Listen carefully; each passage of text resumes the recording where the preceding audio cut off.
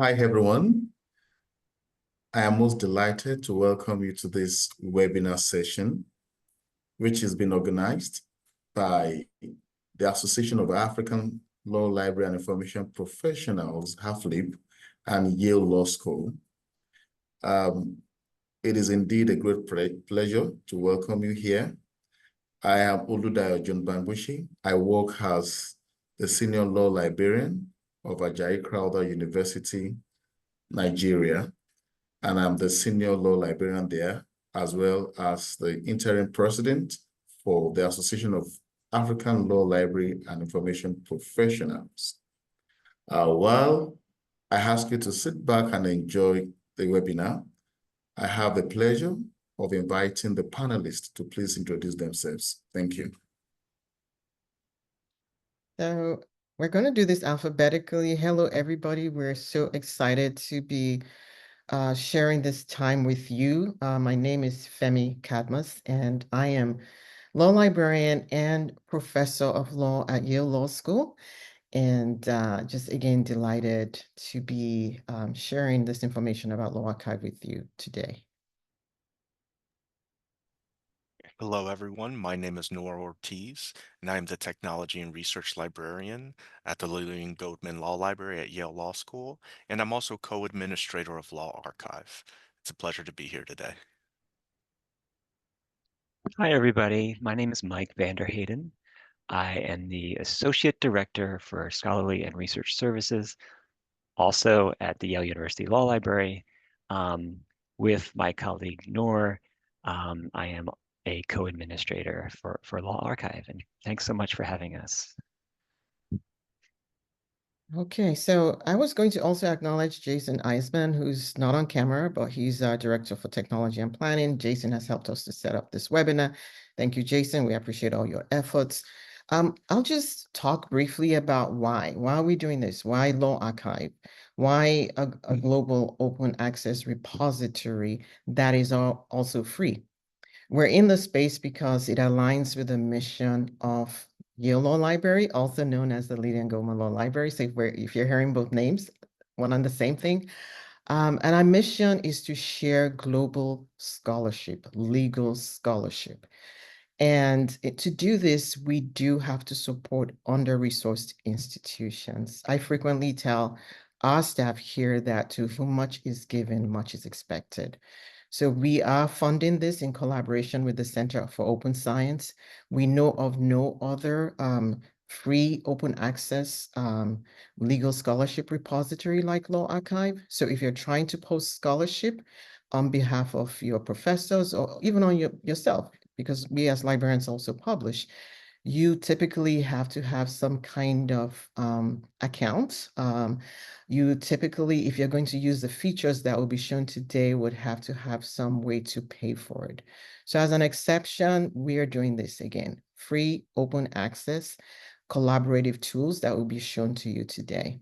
So I'll just briefly go through the agenda. If we can move to the slide that has the agenda, I don't want to waste too much time. Noor is going to start with showing you Law Archive, what it is like, what it does.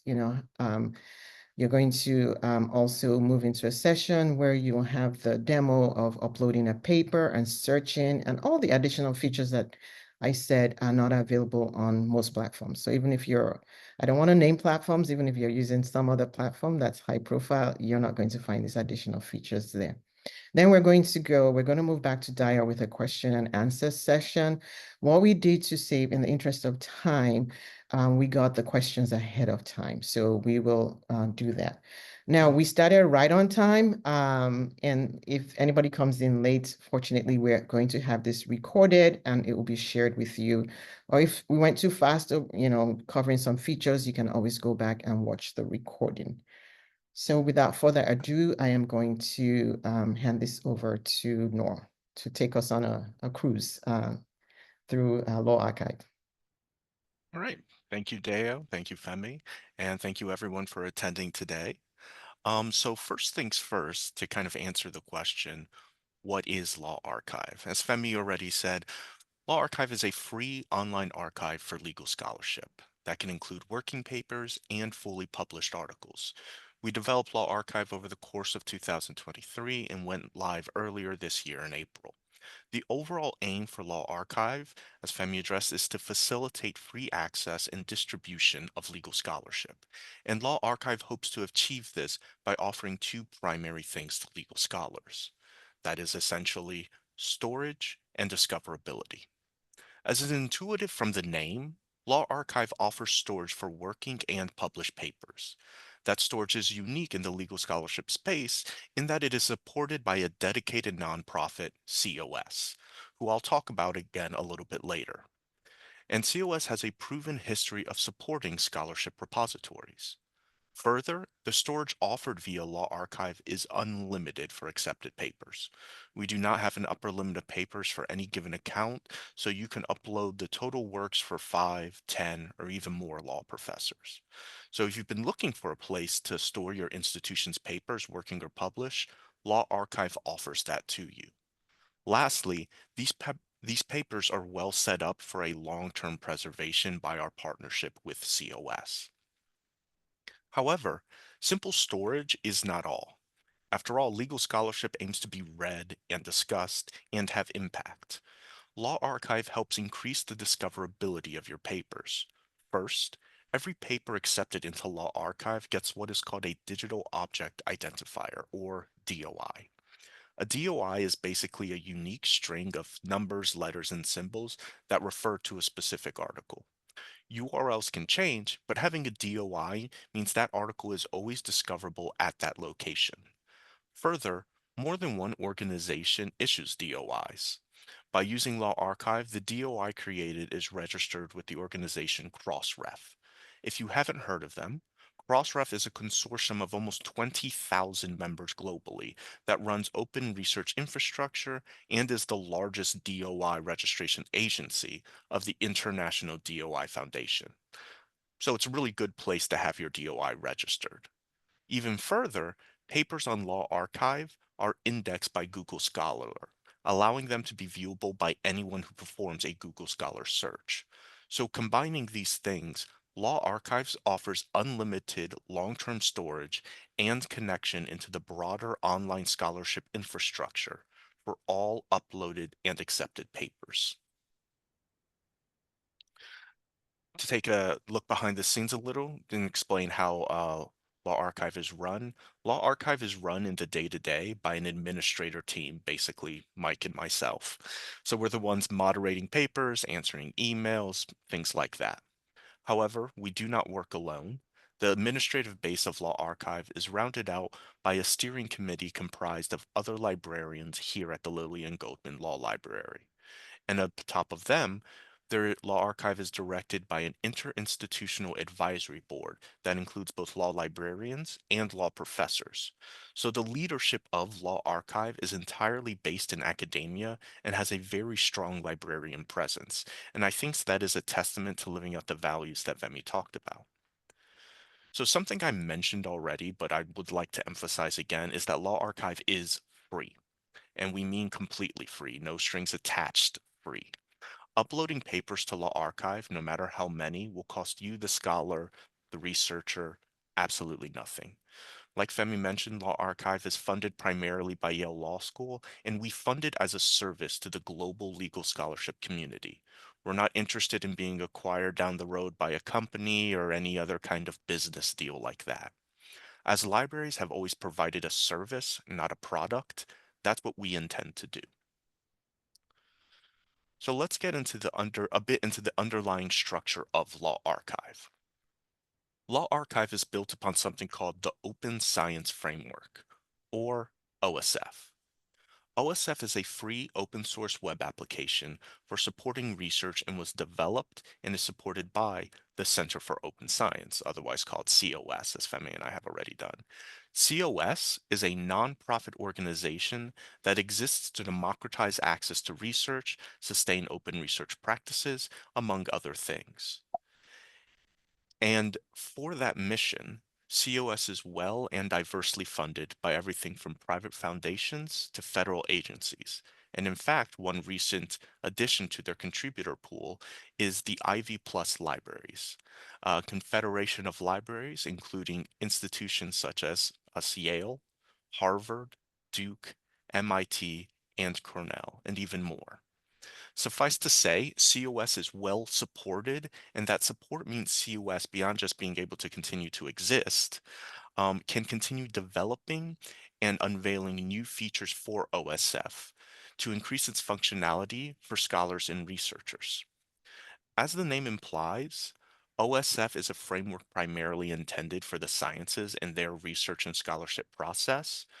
For one example, in the sciences, working papers are called preprints. So you might see the word preprint in today's demo and some other web pages that are connected to Law Archive. That said, COS has done quite a bit of work to tailor the instance of OSF that Law Archive is built on to the world of legal scholarship, and you'll see some of those efforts in the upcoming demo, or as the case may be, you won't see certain features that you might on other OSF preprint services. Further, Mike, the steering committee here at Yale, do continue to work with COS for features, for additional features to the legal scholarship community on Law Archive. Let's move on to some policy. Law Archive is a moderated archive, by which I mean Mike and I do accept or reject incoming papers, but that's really only to make sure papers are of the right subject matter, in other words, legal scholarship. Interdisciplinary papers are also perfectly welcome too. We're just trying to ensure that papers uploaded concern the law. To be clear, we do not moderate for quality, we do not check citations, we do not peer review papers or anything like that. Our goal is not for moderation to be a barrier to the dissemination of scholarship or ideas. Frankly, we just don't want Law Archive to become filled with spam. Our full moderation policy is available on the Law Archive website, but I'm going to quickly go over some of the major points so you know the basic standards for getting a paper accepted. First, scholarly content. Like I said, we're not making judgments on quality, just whether something could be fairly said to be scholarship. Second, in a research area we support, is the paper concerning the law, legal information, government information, something like that. It just should have some fundamental connection to those ideas. Third, plausibly categorized. You'll see some options in the demo for categorizing a paper, and we're just kind of double checking that whoever uploaded the paper didn't make a mistake, like for a paper obviously about constitutional law, they selected construction law. We're really not trying to second guess any decisions made by the uploader. Fourth, correctly attributed. If it is a published paper, we do perform a brief search just to make sure the right people are getting credit. Fifth, in languages we moderate. Currently, we only accept papers in English, and this is simply due to our current capacity. However, as the use of Law Archive increases, we are looking forward to expanding that capacity and supporting more languages. And there will certainly be opportunities for interested multilingual people to be involved. Lastly, in a searchable text format. We prefer PDFs, but you can also upload Word documents. Our concern is just that the PDF not be one of those flat image kinds. And that's both for accessibility reasons, screen readers, for example, don't engage well with PDF images, and discoverability purposes. Again, computers don't really engage well with those kinds of images and the text therein, so it's better if for the paper to be searchable in a searchable text format. Second, we got a question related to copyright, and so I thought I'd address it here. First, to upload a paper to Law Archive, you should either be the copyright holder or have permission of the copyright holders. When Mike shows the upload process, you'll see when, but to upload a paper, you have to choose between 3 license options. CC 0 1.0 Universal, CC by Attribution 4.0 International, and no license. The licenses are in order from least to most restrictive. Choosing CC0 Universal means you essentially disclaim any copyright and, donate it to the public domain. Pretty much anyone can do anything, copy, republish, use for commercial purposes, etc., that they want with the paper. CC by attribution is a little bit more limited.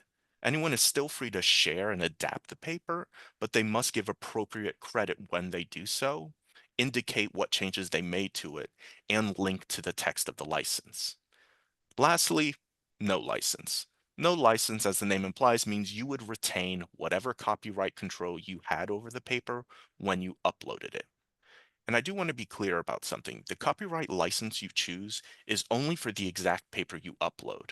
It might actually be easier to say for the file you upload.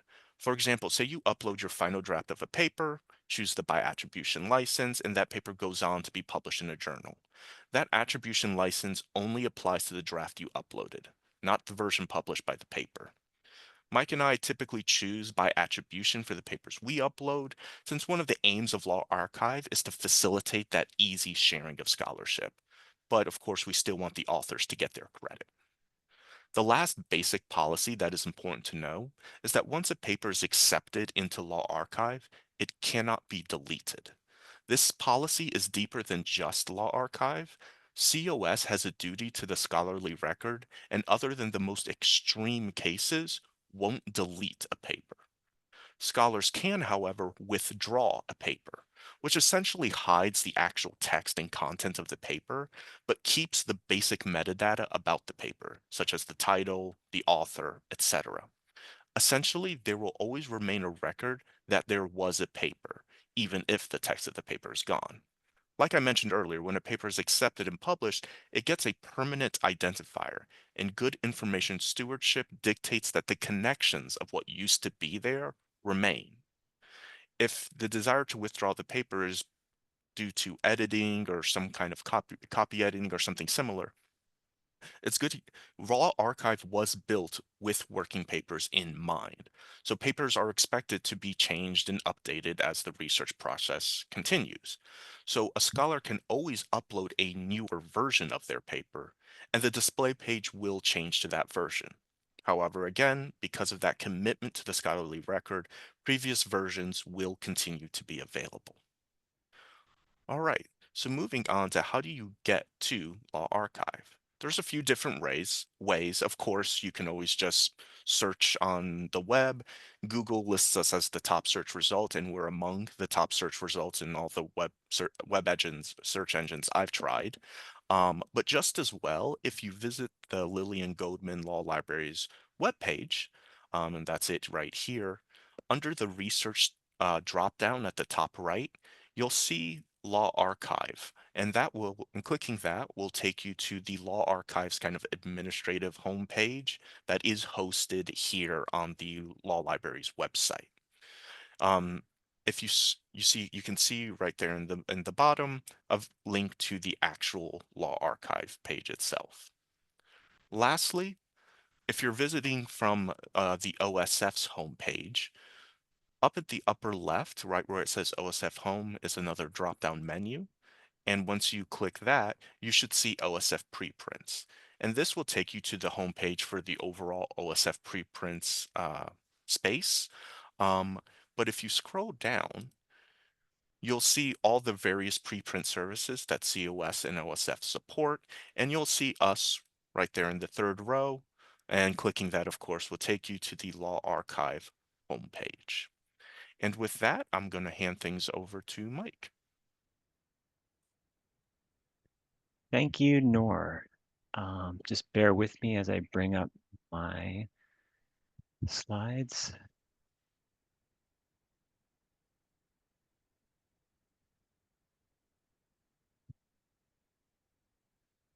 All right, so my job today is to give a tour of the platform, demonstrate how to submit, share your legal scholarship, and then also how to access and search for papers on the platform, both on Law Archive and if you want to get out of the law discipline to search across other services at OSF. And then finally, I'll cover some of the other features offered by OSF for collaboration and managing your scholarly identity. So this is the homepage of Law Archive. You see a quick link in the middle here to more information about the platform. This sends you to a page that goes over a lot of the policies that Nor has already described to us. There's also a search bar right here. I'll cover how to do some searching in a little bit. But let's assume that you're using Law Archive to share your work with the global legal community.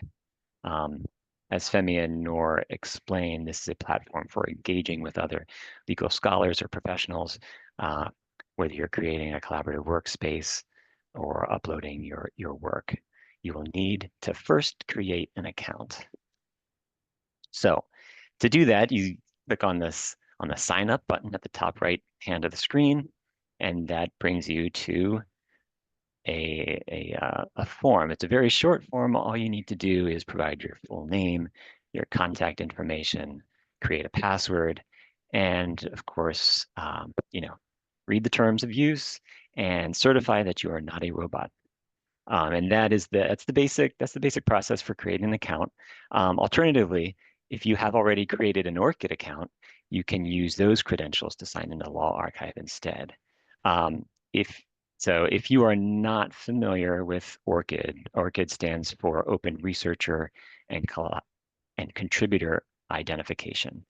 These ORCID IDs are free, unique, persistent identifiers which stay with you throughout the course of your career. They connect you with your work, no matter if you change your name or you change your employer, your work will be attributed to you, not to somebody with a similar name to you.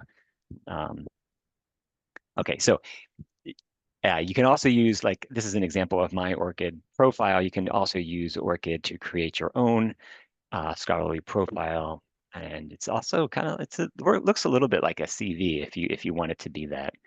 You see at the top here is that ORCID ID. This is that unique identifier that is connected to me, Mike Vanderheyden, not to the Mike Vanderheyden who is a Dutch footballer. Although I wish that were me sometimes. Okay, so this is what it looks like. You see my employment history. I could open up the educational history that's listed there, and I have four of the articles or chapters that I've published listed below. It's kind of cut off by the screenshot, but you can link to that as well. But for Law Archive purposes, just remember that you can sign in with your ORCID ID if you have one. It's just another kind of easier way if you're used to working with ORCID. One less password to remember. All right, but back to Law Archive, back to the landing page. We want to use it to share our scholarship, right? So there are two links that take you to the same place, right? We have the submit a paper right in the middle, a nice big green button, and up at the top banner, there's add a paper. They're going to send you to the same thing. This is that submission form. It is it's roughly 5-step process. It's pretty straightforward. As you progress through the steps, you'll see the progression kind of change on the left-hand side. The first step is to create a title and an abstract. I'm going to go through the steps. There are a lot of, there are 5 of them. It might seem to be a lot. If you have questions, whenever it is that you're ready to submit your work to Law Archive, you could send us an email, and Nora and I can get back to you and answer any questions that you have. All right, so title and abstract, that's pretty straightforward, right? You have a paper, you have to provide a title. Any field that you see with a red asterisk next to it is a required field. You can't progress to the next step of the submission form without completing that field. The abstract is also required. It's kind of a low bar, though. You only have to provide 30 characters for it to qualify as an abstract. Of course, for discoverability purposes, we recommend that an abstract, right, of course, should include some description of the concepts and terms used in the paper so that people know whether or not it's a useful and relevant discussion for them. All right, so once you've provided a title abstract, you click the next button and you move to the next step, which is the file upload stage. And so, like Nora already covered this, they recommend uploading a searchable PDF file. When I do this, I make sure that the file name is the title of the paper. So in this case, critical legal research, who needs it? That's the title of the PDF. It's uploaded. I hit next, and we are into, I think of this as the real meat of the submission form. The first step of the metadata section is to list your authors, to call them contributors on the form. In this example, and this can be common in libraries here, I am submitting as a librarian on behalf of my colleague, Noor Ortiz. And in this example, Noor is going to be the author, maybe a professor at the law school. I am submitting a paper on his behalf. So I show up as the administrator because I am in my account. I'm not going to change the permission level, but you see there are 3 different permission levels for each contributor, and these are you can change these as you need to, depending on the use of the contributor, the need for them to be involved in this process. So I'm going to search for Noor Ortiz. If Noor has already created an account with OSF, and when I type Noor Ortiz, I will see his name appear here. It's pretty straightforward. If he doesn't have an account, I can add him on the fly. So I could add by email address. And then when I have Noor Ortiz here, I can set his permission level. I'm going to give him a read plus write permission level in case he needs to make changes in the future. And then I'm going to add him by clicking on the little green plus sign there. And he should then pop into this box here. He is now a contributor. Now, again, in this example, Noor is the author. I am just uploading for him. So, right, I don't want to be listed as a author in this work. So what I have done here is I have unclicked my name, unclicked myself from the citation box. If you are, in this case, Noor is clicked, so he will appear in the citation. I don't want any credit for this work. No, it is a quality piece of writing, Noor, but it's not mine. So I have deselected myself. Now, if Noor and I were co-authors, and I wanted to be, listed, of course, I would click the box here, and then I could change the order in which our names appear in the citation. So if I wanted Noor's name to appear first, I could drag my name down below his, and he would appear first in the list of the authors. All right, so this looks good. Noor is the author. He's going to be cited. I am not. I am just uploading, so I am not marked as an author. All right, so let's scroll down to the next part of this metadata sheet, and that is the license section. This is where you're asked to choose what type of license you want. It determines how others may use your work in the future. Thank you, Noor, for covering this in your section of the presentation. But this is what it looks like in practice. So as an author, as a submitter, as an uploader, you choose which type of license you want to assign to this. As Noor mentioned, we typically use the attribution, CC by attribution license to optimize use, and but also give credit to the creator. Right, and then the next required field, the next required field within this metadata section is to assign to a category, a subject, from the taxonomy that is created by the Center for Open Science. In this example, I have chosen law as the broad category. When I do that, it opens up the hierarchy, and then I can choose from among a number of other subtopics. So you can browse the taxonomy that way, or you can search it. If I were to open up this other tab, browse subjects or search subjects, I could search for a subject that might be of relevance. And once you make those selections, the categories, the subjects appear up at the top here. Okay, so that is another required step. If we scroll down further in the metadata form, the next step, the tags, this is completely discretionary. You don't have to add tags, but they they can enhance discoverability. And this is where you as an uploader or as an author have the power, the discretion to assign your own descriptors to the work for the work. So you're not bound by the taxonomy. You can use whatever words you want to help describe this article.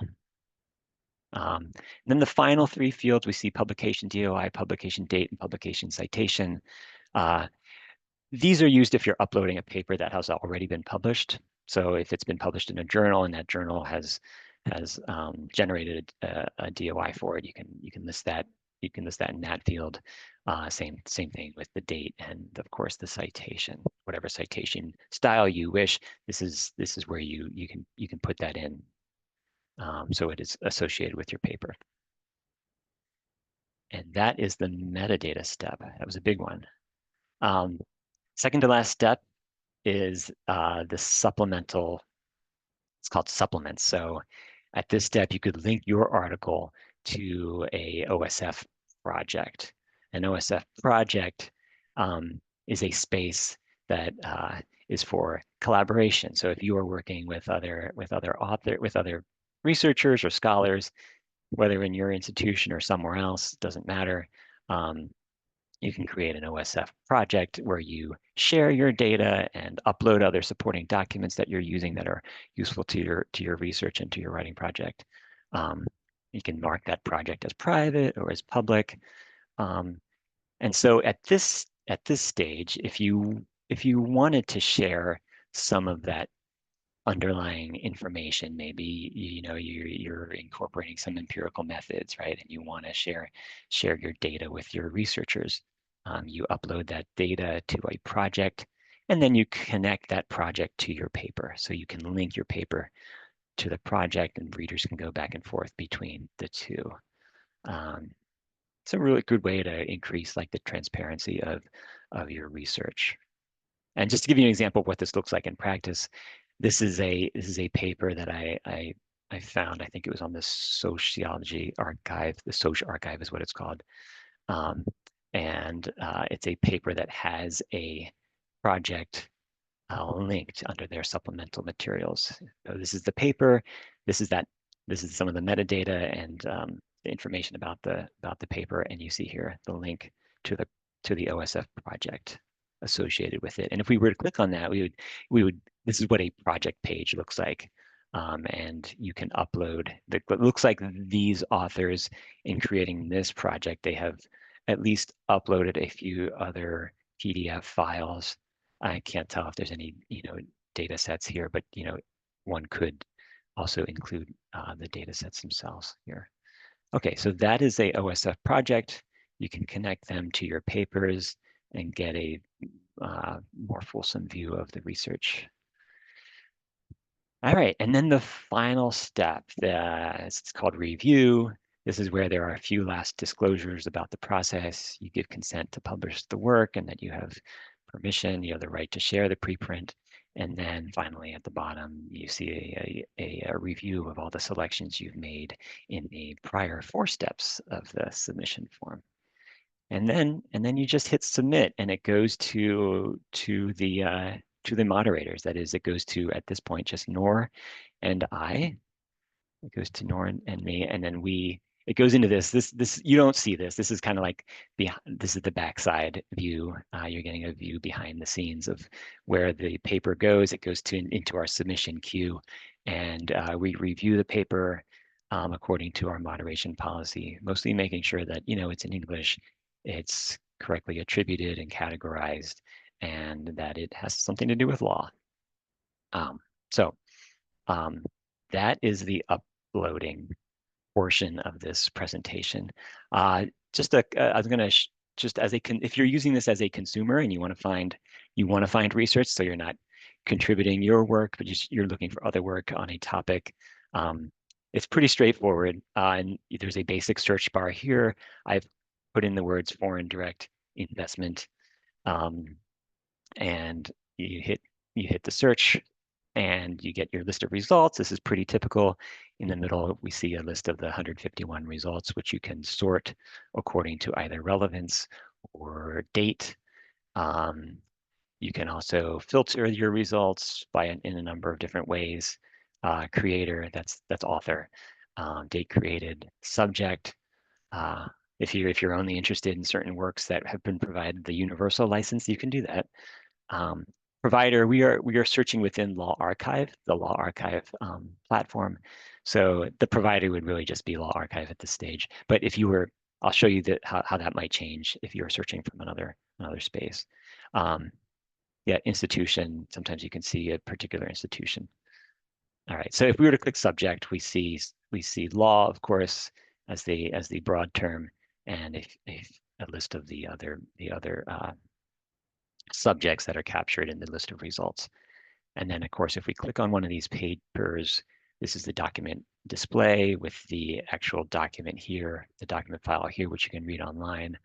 On the left-hand side, on the right, we see a little data about how users interact with the paper in terms of the number of views, the number of downloads. And then if you want to download this locally, right, there's the download button right in the middle there. If we scroll down a bit, here we see, okay, there is a DOI. That's the DOI that was assigned to this particular paper. It is a DOI for the preprint, or the paper. They call it a paper here. We see that the uploader has chosen to give this no license at all. So this is the most restrictive version. And if I want to do something with this, I have to get permission of the author. And then disciplines, this is the same word as subjects. These are the categories. This is that taxonomy that COS, the Center for Open Science, has offered. These are the ones that we have to select to describe the paper. And then the tags, these are the author-generated words that the author has come up with to describe the paper. And then if we scroll down at the bottom, there is a way to generate a citation. The Blue Book Law Review is the style that we use most often here in the United States. So that is the default citation style, but you can change that to a number of different styles depending on what is most useful for you in your field. All right, so that was an example of searching within Law Archive for legal scholarship only. If you work more interdisciplinary, you can search across all the different OSF preprint services and across disciplines, basically. If you go to the OSF homepage, you'll see a search bar here, where if you enter in this example, a very basic search, I did property rights in Africa. You run that search, it's searching across, so we're not only in law anymore. We see that they're called preprints here. We see, instead of seeing papers at the top, they're calling them preprints because we're looking at other disciplines. We see the provider in the filters on our left-hand side. The provider, there are different providers here, so we don't see Law Archive only. We see a few other ones. That's a good kind of like a shortcut to know, oh, what other fields am I looking at? And then the subject filters are also a lot different. We don't see law here listed at all. So we can search across different disciplines if we just get out of the Law Archive service and search at OSF. And then finally, before I end, I just wanted to touch on some of the other features on the OSF platform. And I have gone back to our Law Archive landing page. And if I click on my name in the top right-hand side, you get a drop down, and then you click on settings. This is where you can create your OSF profile, and you can connect it to other social media platforms that you might be active on. You can also list your employment and your education. In this example, this is mine. It's pretty basic. I have my name. I've linked it to my ORCID ID, so you could click on that and get back to my profile on ORCID, and then also my LinkedIn account. But I think I might have also put some employment or educational information there. So you create a scholarly profile on OSF as well.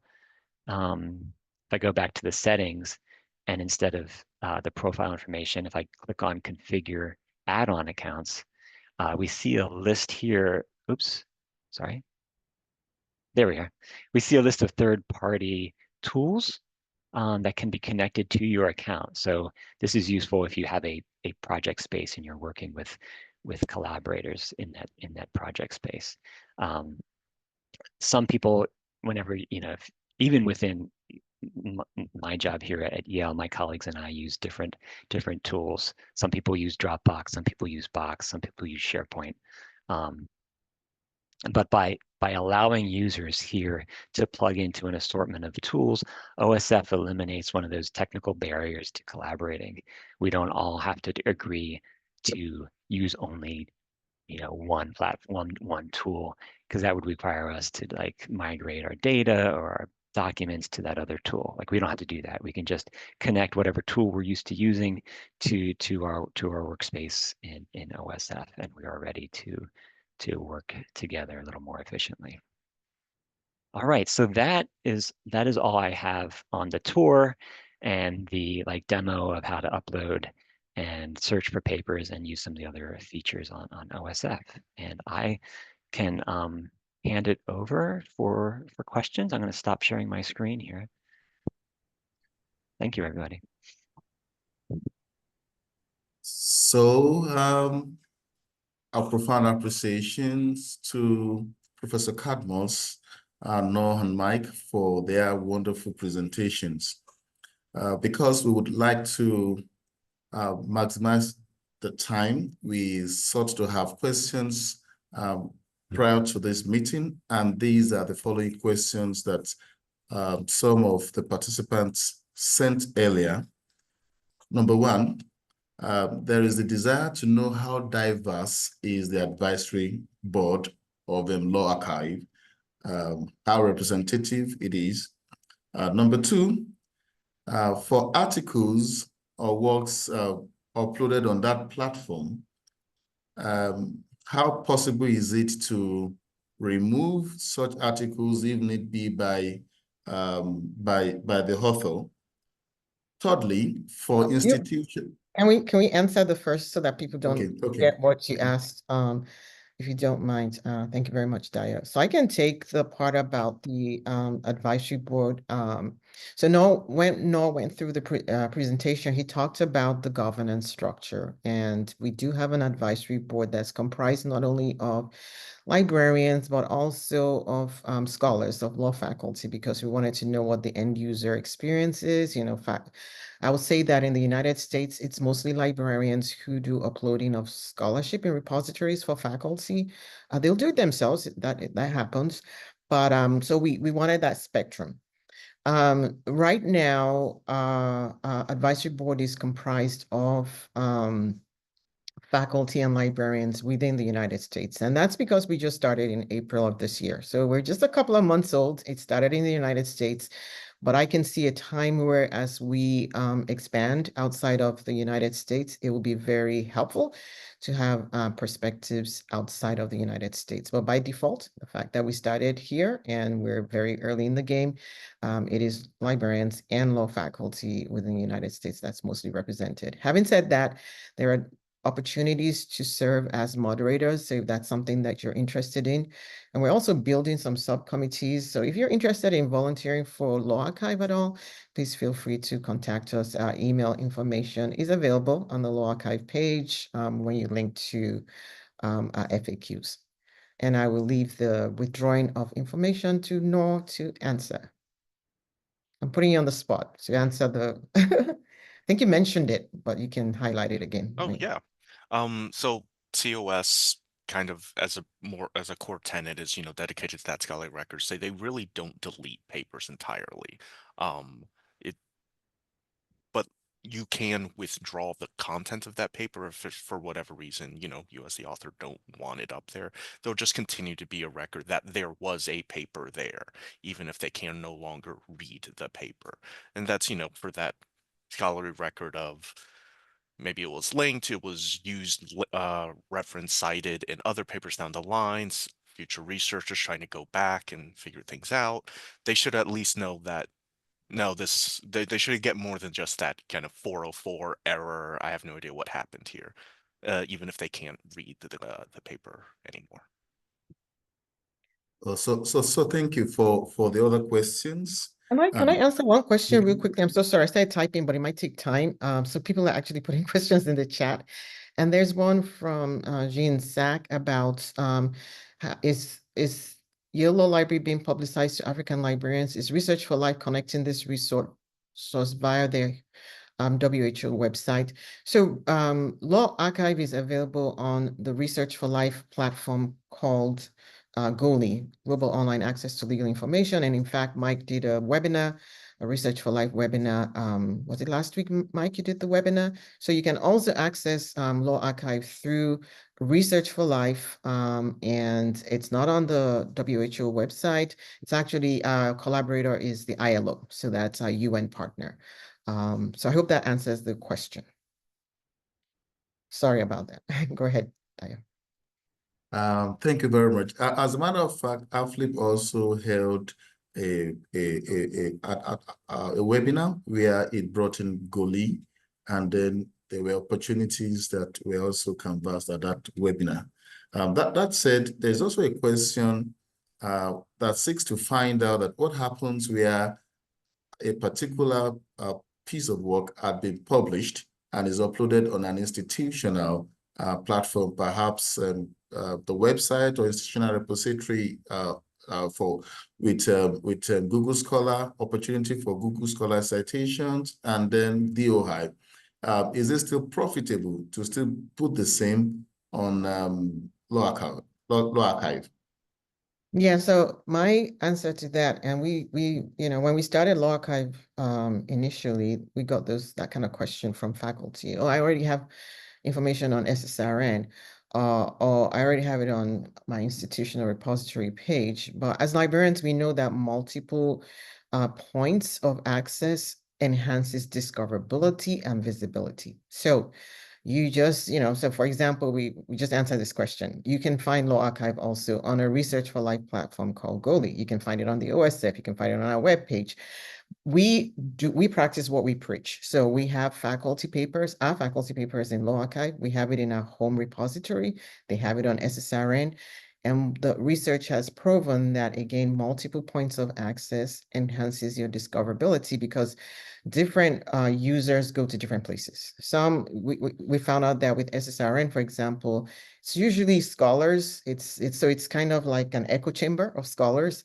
If you go to a repository like Law Archive, it's because it's so global and because it's so accessible, you find that people are accessing it from all over the world. There was a question in the chat about if there's a geographic restriction. No, it's a global platform, which means that it's prominent here in the United States because it started here, but you can find it all over the world. And that is the whole goal, to share global legal scholarship.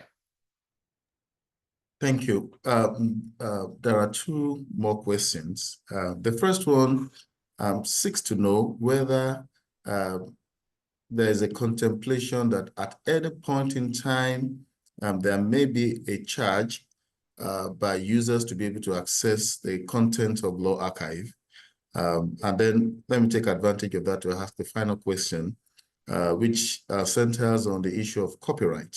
Who holds the copyright of resources uploaded on Law Archive? Thank you. I'm happy to give Mike and Noah a break and answer this question too. So there is no charge. There will be no charge from the Lillian Goldman Law Library, Yale Law Library. We are funding this. We are dedicated to open access initiatives, and historically that has been the mission of our library. We're actually celebrating 200 years of Yale Law School this year. So Yale Law School has been around since the 1800s. We're reliable. We're a legacy institution that's committed. I believe it might have been Noah who mentioned the fact that we're not for sale. This is Yale. We're heavily committed to this project. So we have a partner also that has reliable sources of funding.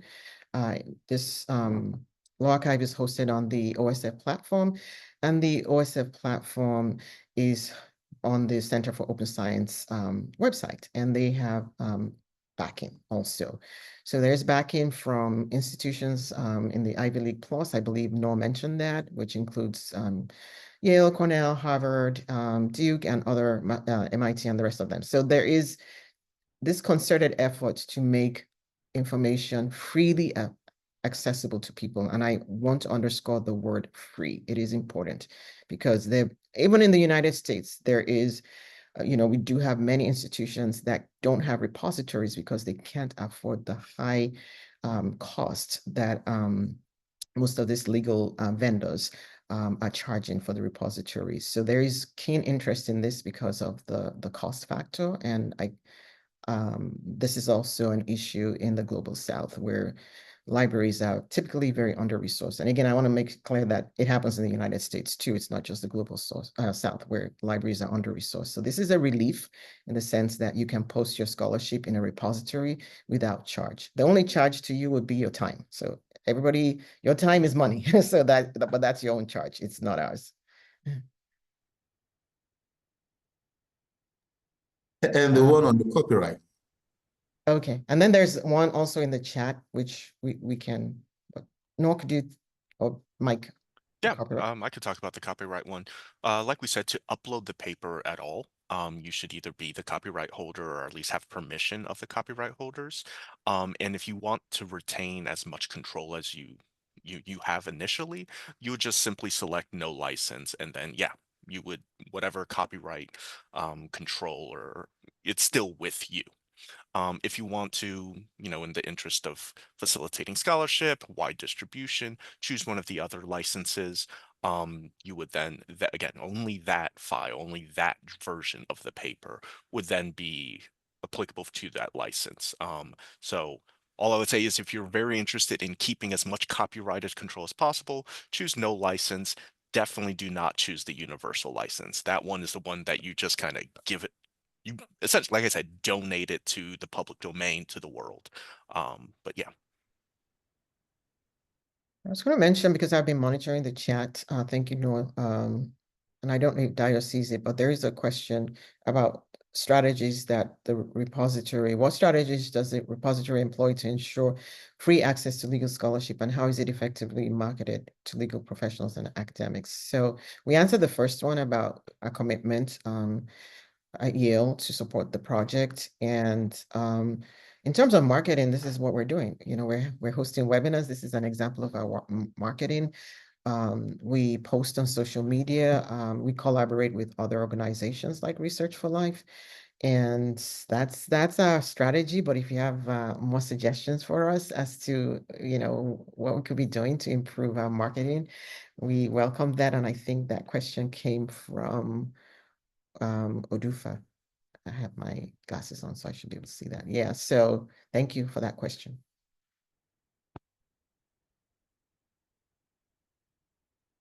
Are there any other questions in chat? Because we have a couple of minutes for questions. If there are no questions, we can all have our time back. And I just wanted, on behalf of the Yale Law School Library, to thank everybody for attending. There was a question about, is this going to be made available, the recording made available? It will be. So once we edit it and clean it up, we will make it available. And we also take questions, so feel free to send us questions by email. I do want to thank AFLIP for arranging this. It could not have happened without the approval and the support of the board of AFLIP and the interim president, Dio. So thank you so much. We appreciate you, and we look forward to more collaborations with AFLIP. Thank you. Thank you very much. Okay. Thank you very much, Prof. Okay, bye-bye.